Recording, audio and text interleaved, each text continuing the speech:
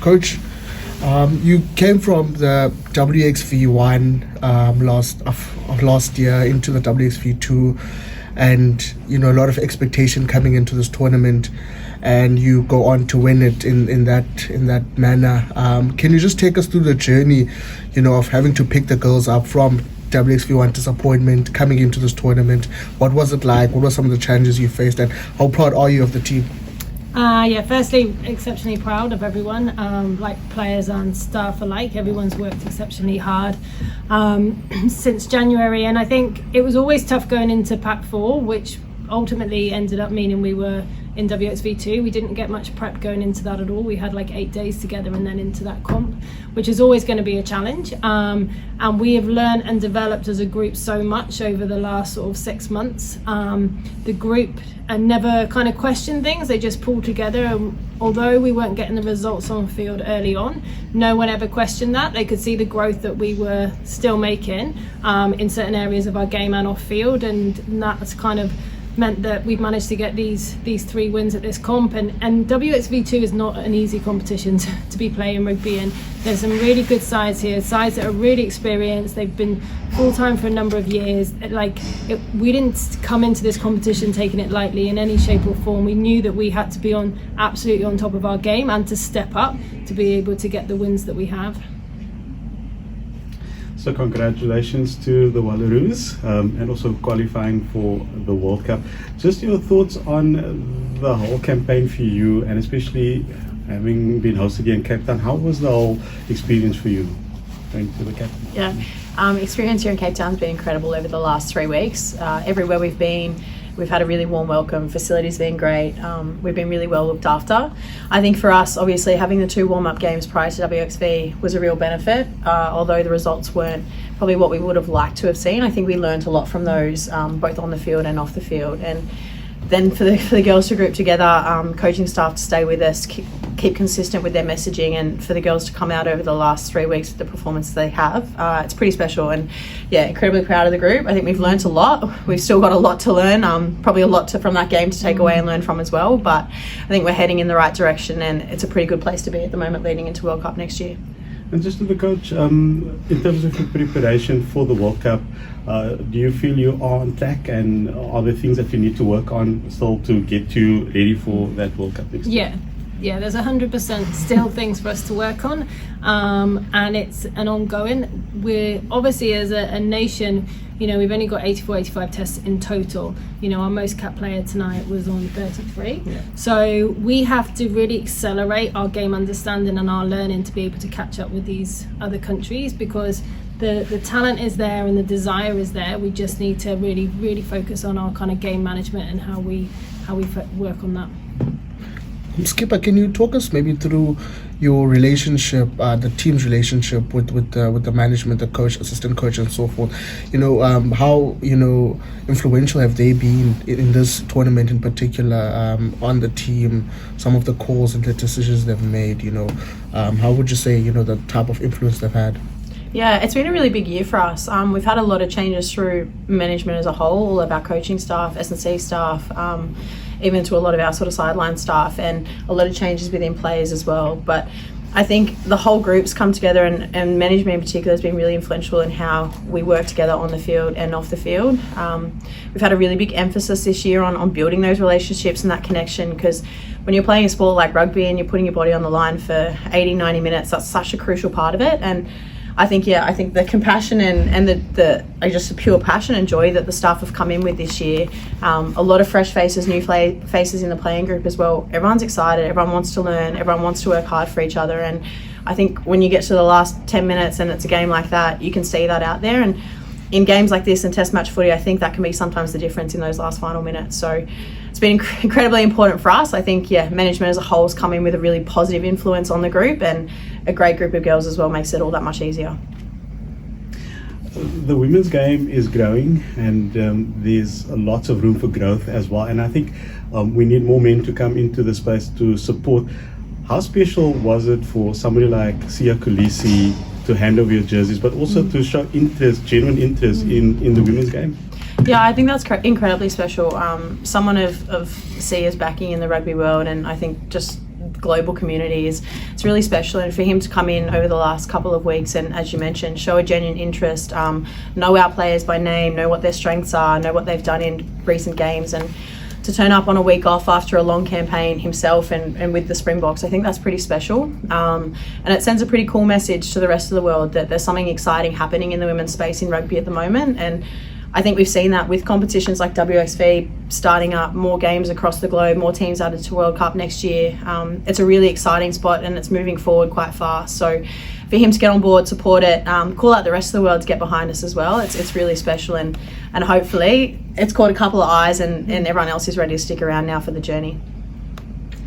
Coach, women's rugby is very competitive at this point in time. I mean, WXV1 is going down to the wire today. A lot of results that have been shocking a lot of people. When you look at your team and where you are now, are you sort of excited about the journey ahead, heading into the World Cup? And, you know, are you looking at other teams, trying to learn what other teams are doing and so forth? Yeah, firstly, really excited about the group of players that we've got and the work that's ahead of us, because just emphasize we've had these 3 wins, but there's still so much to learn. But the real big focus is, we have to control what we can control. So looking at other teams is one thing, but we have always said, and through this tournament, it's all about focusing on ourselves and getting what we need to get right. There's no point in looking what other people are doing if we're not nailing our basics, fundamentals, whatever you like to call them. And that's been a real big focus from us from day one. Massive squad effort as well, Joe. Like, there's obviously been injured players throughout the year and players back home. Yeah, and we came into this tournament. Unfortunately, we've had 4 players leave us, and it's taken a massive squad effort. And I think for me, and that's what makes me so proud of this group, is from 1 to 34, particularly for this tournament. But not only that, the players that we've left at home, the players that are injured at home, fighting to get back in. Like, none of these results would be possible without everybody, and we've put a big emphasis on that. Like, our non-playing squad have a massively positive influence on those that are playing and influence today's result just because they weren't on the field. So for me, that's kind of part of the culture that we're trying to build. Mac, it's the first time the Wallaroos have ever won 3 games in a row, which is pretty cool. As captain, though, that must be pretty special personally to Yeah, stat I probably actually wasn't aware of, but I think it's incredibly special, and I think testament to where this group is going and the work we've put in over the last few months. I think also a huge testament to, I guess, improvements in the program that we've had through RA, more time together, the ability to get in for training camps, which previously we haven't had, and I think the ability to play 10 games for the past 2 years in a row, it's huge for us. And I think with that consistency of coaching staff, with the depth, although unfortunately through some injuries we've been able to grow by bringing players in, it just makes us that much stronger in all positions across the board. So I think has a huge role to play in the last 3 weeks and the success of that. Just lastly, Coach, do you think performances like these and results like these sort of send a message to Australia as a whole? Because I understand down under there's a lot of competition for eyeballs, a lot of sports, rugby league and so forth. Do you think it sends a strong message that we are also out here, look at us, look at what we're doing? Yeah, and I think not only the results and the way the girls have played on field, which is they've played some incredible rugby, but just rugby union as a whole, like the opportunities that rugby union gives you that you don't get in a lot of other sports, is a global game. And we've been out here, we've been in South Africa, we've been to Ireland, we've been to Wales, and these players are developing as people as well because the experiences that they're getting, and it's been amazing to see them grow, and it's amazing to see them out in the communities, working with some of the young people in the schools and things. It's been awesome, and that's something that rugby union gives you. So for me, like, I just think it's an amazing sport. These guys have got friends all over the world that play for different teams, and that's what makes it so special. Just finally from me, how good was it to hear the crowd chant Aussie, Aussie, Aussie? And just your message to the South African public in terms of even their support to you. Yeah, I won't lie, I hope the coaches didn't notice from up in the box, but I think I actually turned around at one point and almost waved to them. But yeah, it's been an incredible atmosphere both this week and last week. The crowd have been amazing. I think every time you're reviewing, it pans to the crowd, people are singing, people are dancing, and for home crowds have got behind us, from people from different nations who have got behind us tonight. It's those little things that get you that little bit over the line when you're feeling tired and when it's been a rough day. So incredibly thankful to everyone in the stands tonight that got behind us. Incredibly grateful and thankful to everyone back home that stuck with us. Incredible atmosphere and reception everywhere we've been. So great time here in Cape Town.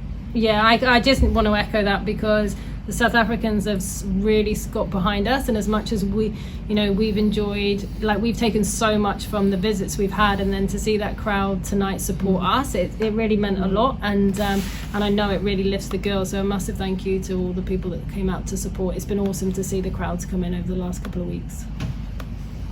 Lockie, you there? No, we won't worry about him. Nice. We'll just leave it. I'll message you. Thank you guys. Thank you so much. Lockie, you there? Hello, sorry, very early here. I was filing. Congratulations on the win, Mac and Joe, from a very early morning here in Brisbane. I missed the first section of that where the big tech did, so I apologise. But very quickly, I'm sure it's been covered. Mac, a massive achievement for the Wallaroos, a first major piece of silverware, particularly in the modern era around WXV. Can you speak very briefly to the pride in that achievement and then the confidence that brings ahead of 2025 World Cup? Yeah, I'm incredibly proud to be part of this group. We've got 30, 40, 50 incredible women in this program at the moment, and 30 people who will put their bodies on the line and work for each other day in, day out. So as you mentioned, first opportunity and first time coming away with silverware. Definitely my time in the jersey. It's an incredible honour to be part of it. Seeing everyone's faces, the celebrations, the cheers, the hugs, the tears on the sideline after that makes every part of blood, sweat and energy over the last 12 months and longer worth it. So incredibly proud. I know there's a lot still to come from us and a lot that we can still move forward and push for. So really excited and I guess grateful that we get another opportunity come the new year to see where we can go. And Joe, you mentioned your pride in the players' achievements, but it also seems there's a big focus on the human element and how they're all developed as people. Can you speak a little to that, please?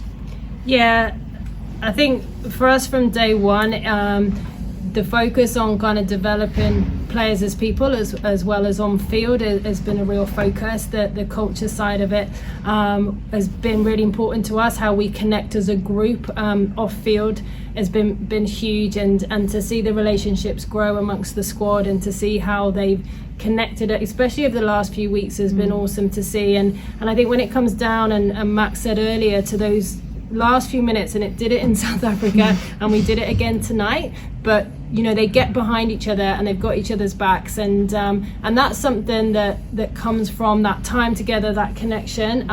It's not always technical and tactical, and and that's been a real big focus for us. Thanks very much for your time and enjoy the celebrations. Thank you. All good? Thanks, Lockie. Thanks heaps, guys.